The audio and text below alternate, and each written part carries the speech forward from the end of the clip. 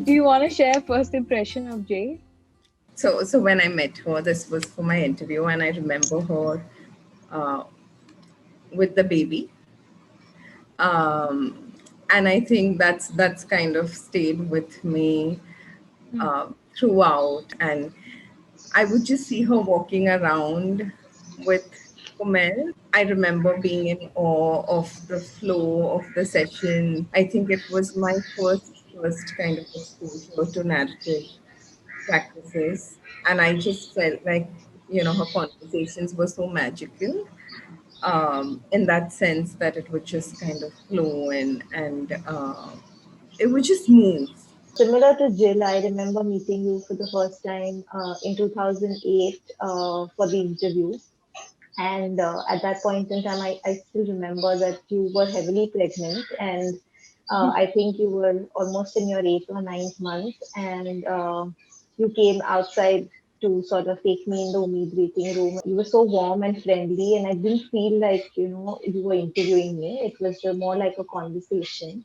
I think the best part and the first impression that I have of you, and even today, is your laughter. Like, I think when you laugh, the entire room sort of lights up. I think it's not so much like of a mentor or a supervisor, but it's also at a very personal level. Akansha, do you remember your first impression?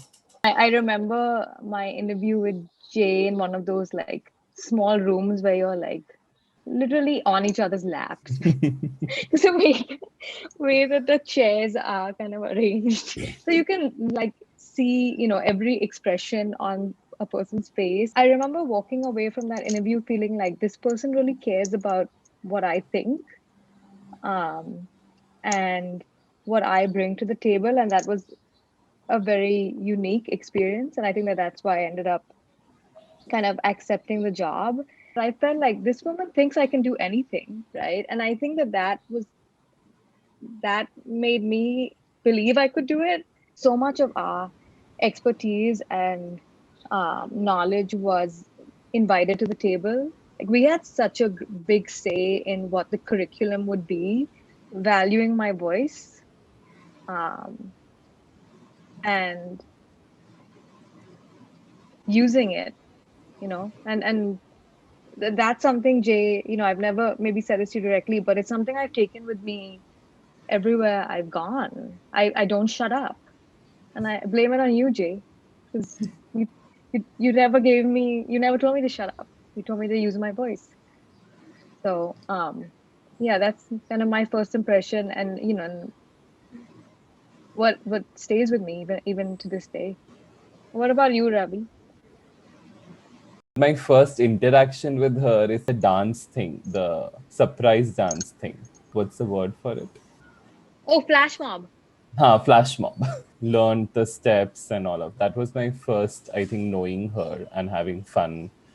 And just the breaking of the idea that she was some senior person, it just didn't feel like in the interaction ever. She always invited, I agree with Akansha, very inviting of your thoughts and your perspectives, and which was very different for me.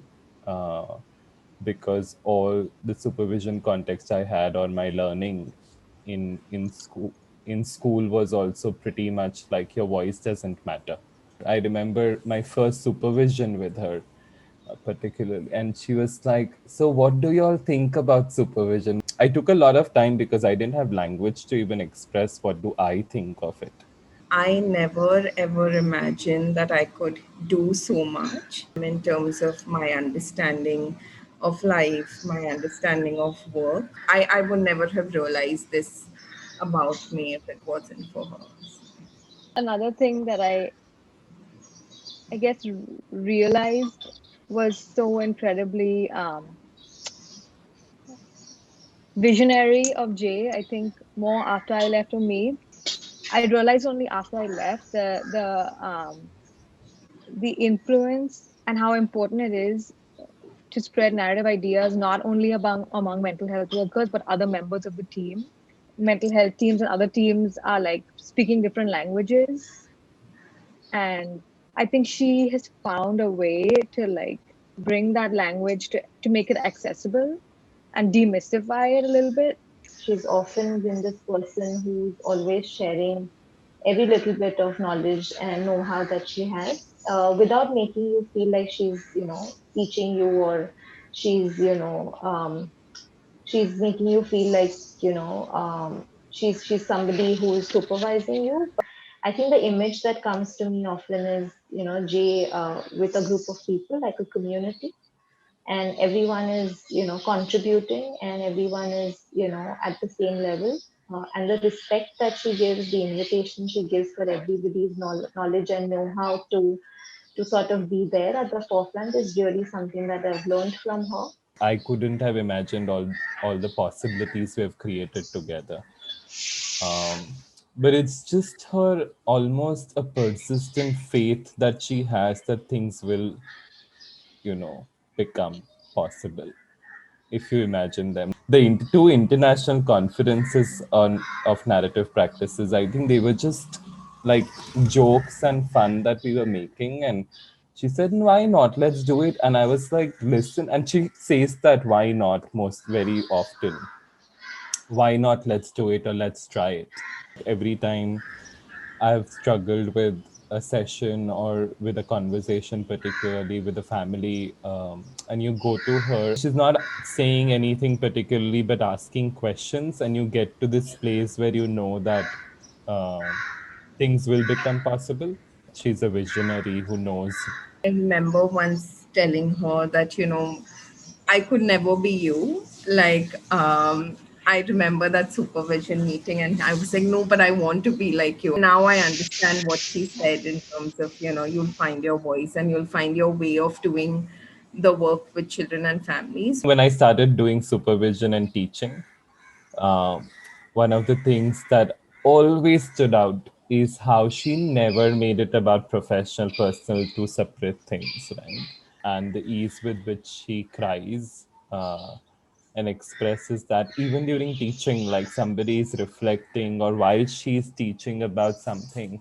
I think a lot of times when it comes to Jay, I think she's somebody who just follows her heart, and I think that uh, that phrase of hers that we'll do it together is something that now she doesn't even have to tell me. I know she's always there. She's this person who just sort of walks the path with you, lets you find your way. That's something that I often want to be. That's something that I often sort of take with me, even when I'm supervising people. I think how would Jay respond? So I think my best and my most memorable experience of her is how she taught me to be a supervisor without actually teaching me.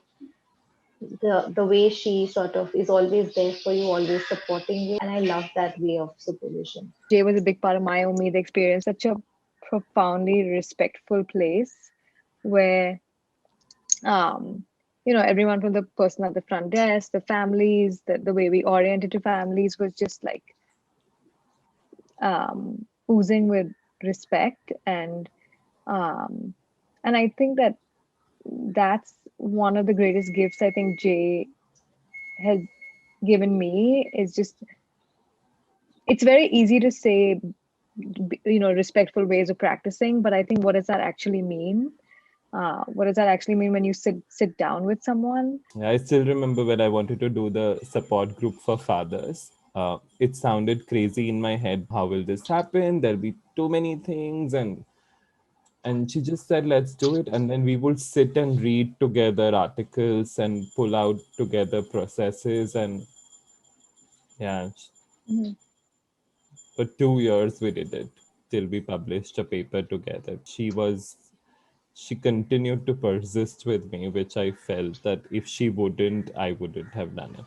It's not like, whether you should do it, not do it. It's like you have this excitement, and then when you share it, there's another person who has. I think the excitement is like that mutual excitement. It just passes on. She will just allow you to do what you want to do, and support you on that journey. She'll read with you, she'll send you articles, she'll connect you with people who have done these things. She's always full of ideas, and she's always got that spirit in her to never say no. to always explore. I think that's really magical about Jay, and that's something I'm constantly learning from her.